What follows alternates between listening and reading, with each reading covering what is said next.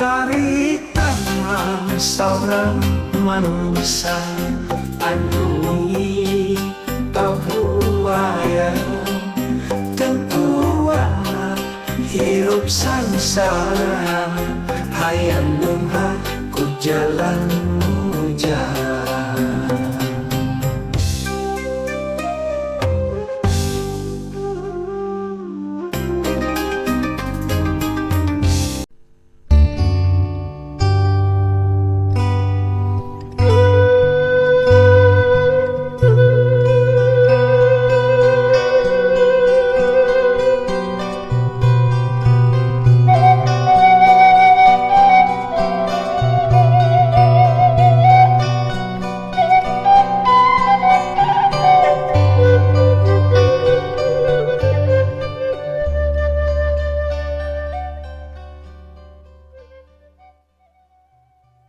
Assalamualaikum warahmatullahi wabarakatuh.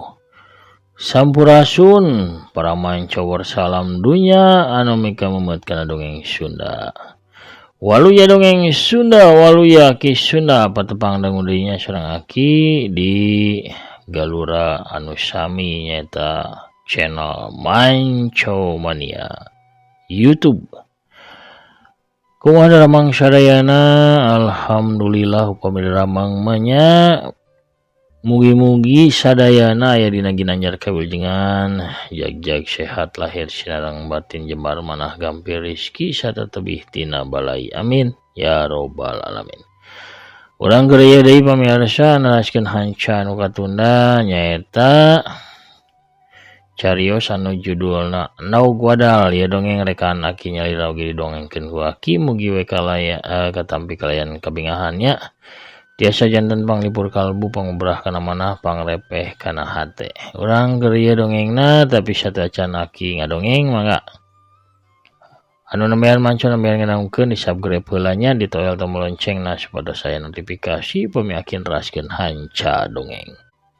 Hatur nuhun ka sadayana nu parantos subscribe, like, komen, oge nge-share dongeng-dongeng aki boh ka grup WA, Instagram, Telegram, Facebook sareng sajabina deui. Urang sasorangan ngeureuyeuh bari nikreuh ngareureuh seni dongeng Sunda supados tetep aya, tetep rame, tetep najeur, tetep waluya di negeri nyalira. Waluya dongeng Sunda, waluya ki Sunda. Urang ngamparkeun deui pamirsa sama kawujutanana para atuh samakna saur bajigur sareng aya kukurawuna sareng oge aya katimus mangga kaparayun sadayana prung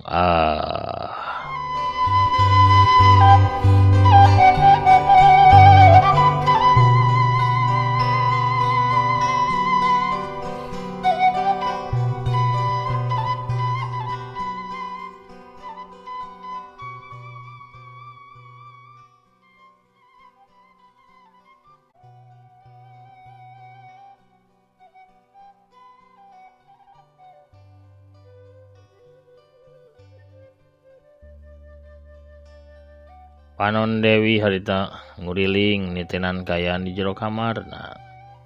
Sewaktu panon neuteup kana potona Mang Kosim anu naprok dina tembok bareng jeung foto sajena nyaeta foto Bianah sarta Arman.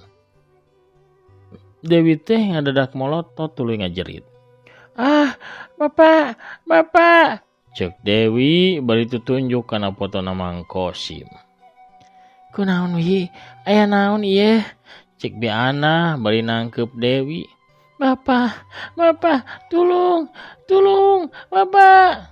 Lenggerek. Dewi teh ngalenggerek kapiuhan deui. Arman gancang nyeuceuhkeun deui sasaci herang kana beungeut Dewi tuluy lalaunan diinumkeun ka Dewi. Tapi Dewi tetep teu eling awakna kalah ngagibri kawas anu nirisan, kesang tiis teh nyorolok maseuhan sakujur badana. "Kunaon Dewi teh? Ieu teh anu salaresna mannya baringung ieu mah mak teh ayeuna mah duh. Kunaon atuh ieu teh si Dewi teh teu cager-cager." Cek Bianah bari ngusapan tarangna Dewi anu basih ku kesang tiis. Eta terang Arman ge mak. Kunaon atuh Dewi teh anu salaras nanya mak, tanya Arman kalah Malik tumanya netep ka indungna. Teuing man, da mama teu apal ieu teh kajadianana oge nu ma apal mah harita Dewi keur ngagoler we di hareupeun kamar tukang. Bari keur diguyah-guyah harita teh ku bapa hideep.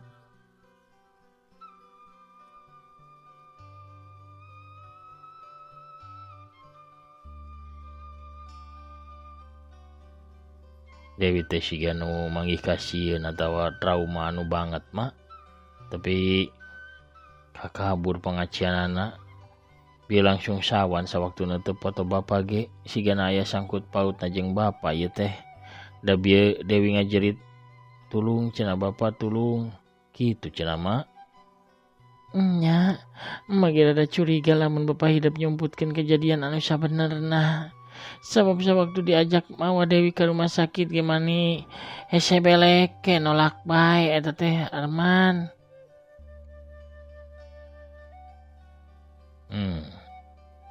Di kamar pengker Dewi kependak gebisna teh mak. Nyaman. Kena tuh Arman Mario sila ka pengker sakadapnya mak. Nyajung atuh. Arman keluar di jero kamar tuluy nuju ka pawon. Hareg Arman teh eureun di hareupeun pisan kamar tukang. Kamar nu dipake paranti nyuguh ku Mang Kosim tiap peuting Jumaah. Arman teh ngahulang di hareupeun kamar tuluy leungeunna ngaragamang kana gagang panto. Gagang panto diputer tuluy disurungkeun tapi panto teh geuningan dikunci. Arman dongko panonna ngintip ke jero kamar tapi teu katemponna naon sabab kamar teh poek. Lampuna teu dihurungkeun. Jandelana oge teu dibuka. Jadina poek mongkleng di jero kamar teh. Bulu punduk aing teh muringkak ngadadak. Aing ngambeuh hawa dedemit di jero kamar teh. Sabenerna ieu kamar teh paranti naon. Gerentos Arman dina batina sanggeusna disepuh ku pangaweruhna Bah Atma salila 3 tahun leuwih. Batina Arman teh jadi seukeut bisa ngambeu kana hawa bangsa siluman. Arman gancang balik deui nepungan ka indungna di jero kamar Dewi. Mak, salaresna kamar pengker teh paranti naon nya mak? Tanya Arman ka indungna. Eta teh kamar paranti bapa hidup nyuguh ka karuhun unggal malam Jumaah man. Walon beanah terus terang sayana nyuguh ka karuhun nyuguh ku sasajen kawas rampe menyanjeng sajabana mak. Nyaman nyajen sapuratina. Can lila make kamar tukang mah da biasa nama nyuguhna teh bapa hidup teh di saung kebon belah wetan dan lembur. Ngan bae saprak diontrol ku warga lembur teh nyuguhna bapa hidup teh pindah ka kamar tukang. Maksudna nyuguh teh pikeun naon mak? Lainna nyuguh teh dilarang dina agama urang mah. Cenah mah sangkan hasil ngebona mujekil usahana lancar. Atuh tujuanna kitu mah sami bae sareng urang nyuhunkeun ka karuhun mak.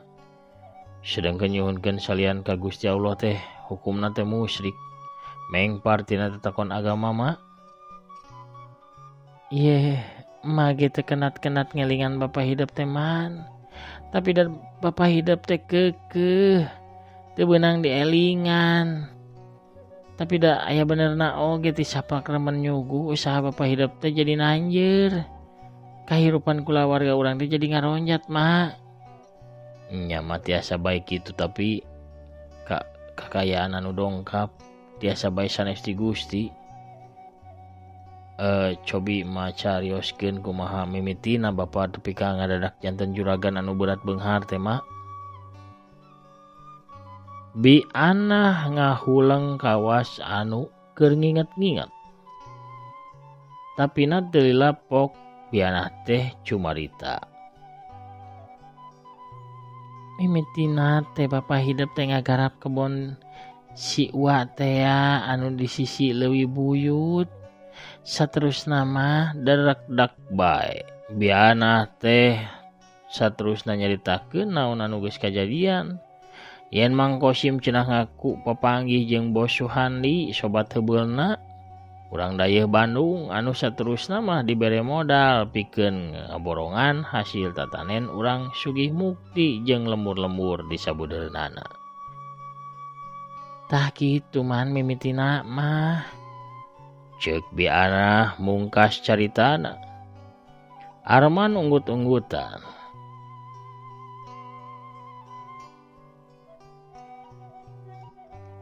Salami ieu teh asana Arman mah teu acan pernah ngadangu ngeunaan Bos Suhandi eta mah.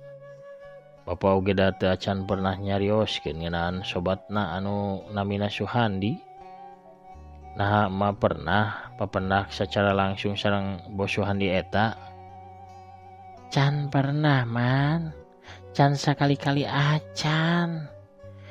Bos Suhandi can pernah datang ka dieu. Kitu oge emak can pernah diajak manggihan Bos Suhandi di Bandung. Padahal mah emak teh sababaraha kali ngadesek bae Bapak hidup sangka nepungkeun emak ka Bos Suhandi dah hayang kenal. Komo sanggeusna kajadian warga lembur kabehan datang ngontrog ka dieu. Warga lembur kabehan ngontrog ka dieu emangna aya kajantenan naon mak? Tanya Arman bari jeung tarangna keru. Eta Bapak hidup teh disangka muhit ka siluman, dituduh muja ka siluman buhaya cenah nu ngageugeuh leuwih buyut. Sanggeusna loba kajadian aneh di lembur urang. Malah saung anu aya di kebon ge da dirakrak diruntuhkeun ku warga lembur teh sangkan Bapak hidup teh nyuguh deui cenah di kebon sisi leuwih. Aya kajadian aneh naon kitu mah anu tos karandapan ku warga lembur teh.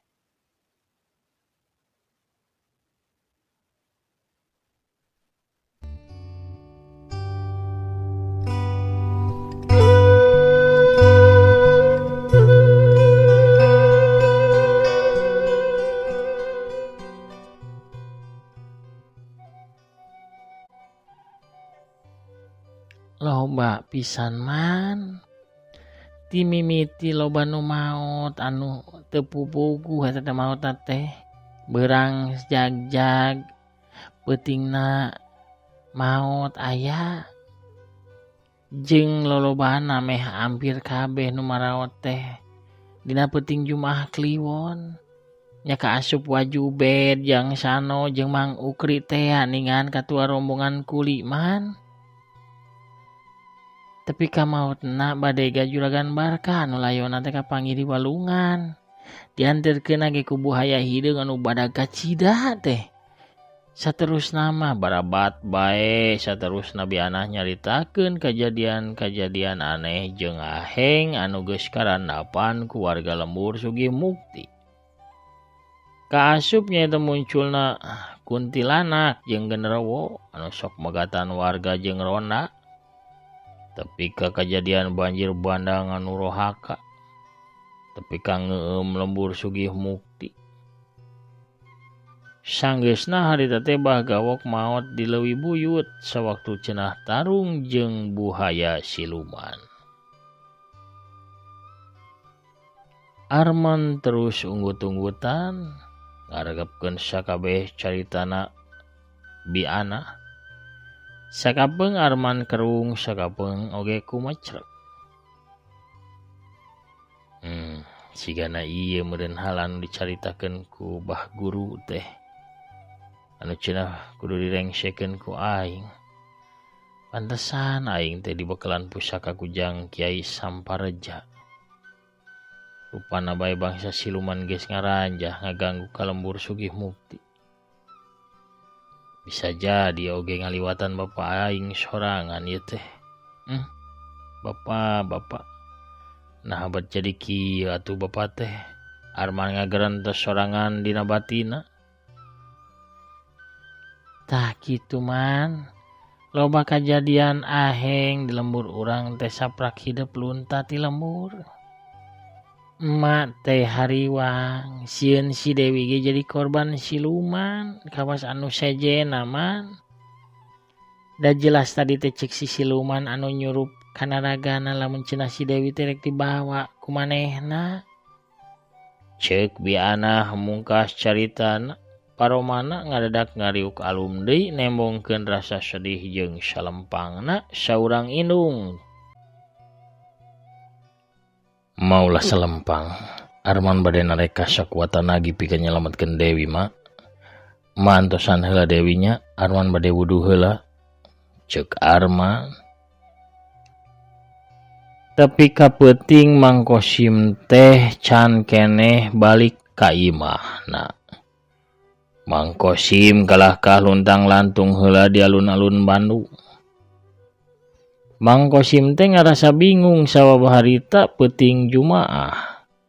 Peuting di mana waktuna Dewi anak bungsuna bakal dijemput ku Dewi Makarawati. Manehna oge boga kawajiban deui pikeun nyiapkeun sasajen pikeun nyuguh ka siluman puhitanana eta. Tapi di mah teh kiwari aya Arman.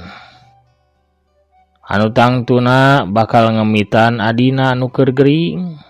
Salian teh eta Bah Atma guruna Arman teh geus nurunkeun sakabeh elmuna ka Arman ka asup elmu ka batinanana. Tangtuna Arman ge bakal curiga lamun aya siluman anu datang. Eta pisan nu nyieun batina Mang Kosim teh jadi perang sabilna peuting harita manehna rek balik ka imah atawa moal. Kocapkeun di imahna Mang Kosim harita wanci geus peuting. Nincak wanci sareureuk kolot. Bianah jeung Arman keur nungguan Dewi di kamarna. Kaman atunya bapa hidup teh can bae mulang ieu teh man. Ngantir bah kohod teh mani kulila-lila teuing nyar-nyar pi hariwangeun bae. Ceuk biana hariwang sigana mah ka salakina anu tepi ka wanci peuting can keneh bae balik. Macet panginten di jalan mak. Da tebih kepada larang teh. Di dayeuh mah sok remen macet mah. Walon Arman nyoba nenangkeun hate indungna. Nya meureun nya cek biana tuluy ngarelek heuai. Tos satu mama ku lembay mah ti payun keun Arman mah bade ngemitan Dewi weh. Nya atuh man mate rek sare heula nya. Tunduh ieu teh da kurang sare unggal peuting bagadang we ngemitan adi hidup. Biana tuluy ngagelehe ditunjangeun Dewi daranjang teh lega. Tuluy reup peureum sedengkeun Arman mah sila bari terus ngawirid menekung kana Maha Agung merdih kana Maha Suci sangkan kulawargana ditangtayungan tina sagala mara bahaya. Wanci teu karasa beuki bae nyarelek peuting. Harita geus nincak ka tengah peuting. Hawa beuki karasa tiris di luar ukur kadenge sora cihcir. Sedengkeun jangkrik jeung bebence mah geus jempe ditatadi keneh. Dina kaayaan kitu ngadadak seor gelebug angin ngadadak ngagelebug mani tarik. Cungungung anjing babaung mani melewung keak-keak sora koreak kadenge ngelak di luhureun suhunan imah Mang Kosim. Ti kajauhan kadenge sora lumpatna kuda. Arman anu keur ngawirid atuh curing hak nyah beunta tuluy ngadedengekeun sora di luar imah. Sora puluhan kuda lalumpatan. Tapi asana beuki ngadeukeutan ka dieu. Duh boa-boa ye. Arman gancang nangtung, dua leungeunna namprak bibirna kunyam-kunyam babacaan. maca kalimah-kalimah suci tuluy niup kasakurilingeun jero kamarna Dewi. Ku aing geus dipageran, mudah-mudahan mampu pikenahan siluman nu rek asup ka dieu. Sora kuda ngahiem, kadenge tarik di pakarangan imah. Sora puluhan kuda anu lumpat teh eureun di hareupeun pisan imah Mang Kosim. Arman neuteup ka indungna anu tiura sare, teu wani ngahudangkeun. Tuluy neuteup ka Dewi adina anu can keneh eling. Saterusna Arman teh ngalengkah kaluar ti jero kamar serog ka tengah imah, nyampak di dinya aya si Usro ngajengje hewe dina kursi. Bari jeung kerek nyegrek. Atuh Arman ngetayap ka sisi jandela tuluy lalaunan nyingkapkeun hordeng pikeun ngintip keluar. Gebeg Arman ngagebeg ruas. Sabab di luar teh geuningan geus loba jalma.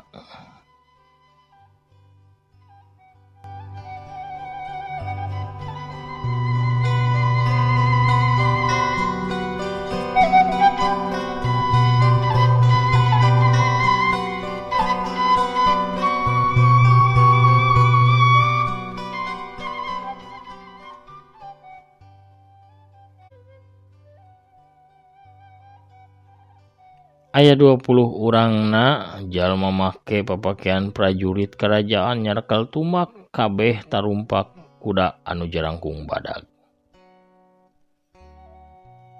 Lain bangsa manusia ieu mah, tapi na bangsa siluman. Aing bisa ngarasakeun hawa silumana. Barina mana aya di zaman kiwari prajurit-prajurit kerajaan anu tarumpak kuda kawas kitu. Rek naonnya maranehna ka dieu. Gerentos Arman dina jero hatena bari panonna terus nalingakeun ka pakarangan imah. Kosim, ulah nyamuni disatukan hordeng anjeun. Kaula ieu datang pikeun ngalaksanakeun tugas di Gusti Ratu. Kaluar anjeun. Cik salah seorang prajurit anu tumpak kuda panghareupna. Sigana eta Ponggawa teh mangrupakeun pamimpin ti pasukan prajurit anu ngabaris. Manehna apaldeun lamun aing ngintip di jandela. Leuwih hadege aing kaluar sangkan aing apal naon pamaksudan maranehna datang ka dieu. Gerentos Arman. Arman tuluy ngalengkah ngadeuketan kana panto hareup. Kolotrak panto teh dibuka. Arman kaluar ti jero imah tuluy panto dipendeutkeun deui ku Arman. Arman nangtung di pakarangan 10 lengkah ti hareupeun pasukan kuda anu ngabaris rapih di pakarangan. Geuning anjeun malen si Kosim. Mana si Kosimna? Tidak kaluar ngahadap kitu ka kaula. Cek Ponggawa anu tadi nyarita bari leungeun kencana ngusapan gagang pedang anu nyolegreng dina cangkengna. Bapak Kosim mah keur eueuh di imah. Kuring mah Arman anakna, saha anjeun anu sabenerna? Aya naon di anjeun maniloban kieu datang ka dieu? Kaula Ponggawa Bajulu-Wulu. Diutus pikeun ngajemput budak awewena si Kosim. Halik, nyingkah anjeun ulah ngahalangan. Atawa anjeun ge bakal milu dibawa ku kaula. Cik eta Ponggawa anu awakna teh jangkung badag si Mardada bari jeung beungeutna bewos cimros taya papadana. Teu bisa. Anjeun ulah wani-wani nyokot adi kuring anu keur gering. Holon Arman teu nengludeung taya kasieun. Disaprak digembleng ku Bahatma Arman teh jadi gede wawanen. Taya kasieun sanajan ka bangsa siluman. Denge sia ku jajawirajeun budak ora. Si Kosim teh geus boga janji pas sini jeung Ratu Kaula. Sakabeh harta kakayaanna ge kabeh ge pamere ti Ratu Kaula. Lamun anjeun wani-wani ngahalangan tugas kami hartina, anjeun ge bakal dicangkalak sareng dibawa ngahadap ka ratu kami. Mendingan ge anjeun kabehan gancang mulang. Bejakeun ka ratu anjeun ulah wani-wani deui ngaganggu ka kulawarga kuring.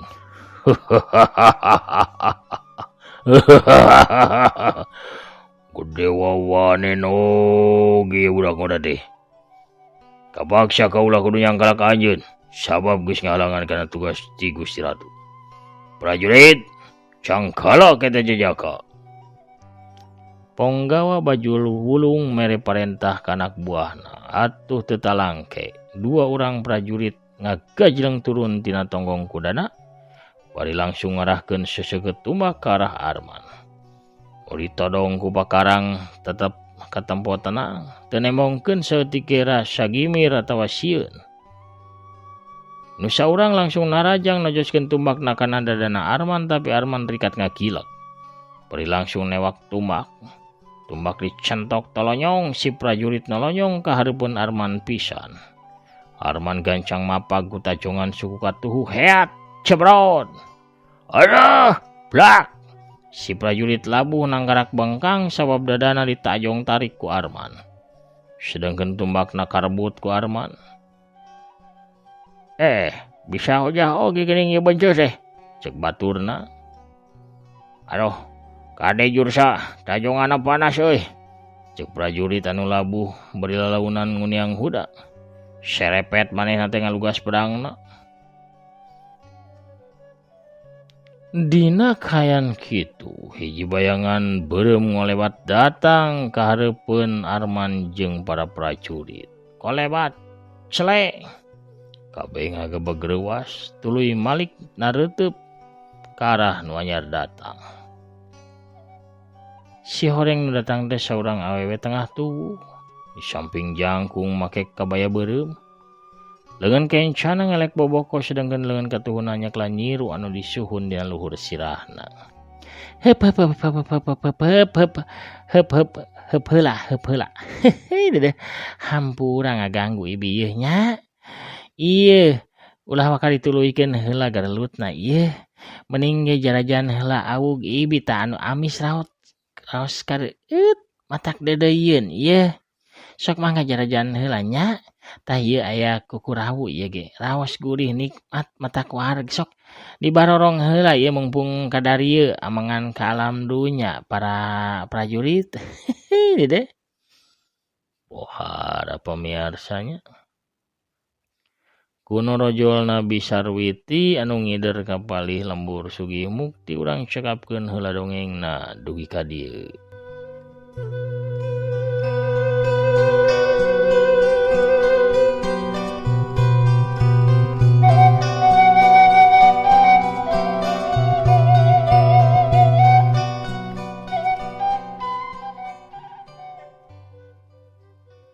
Pamirsa sadayana lalakon nu wadal bagian ka-40 cag urang teuneun dihaneuleum sieum geusan sampeureun. Urang tuna dihanjuang siang geusan alaeun urang sampeur deui engke di bagian anu salajengna.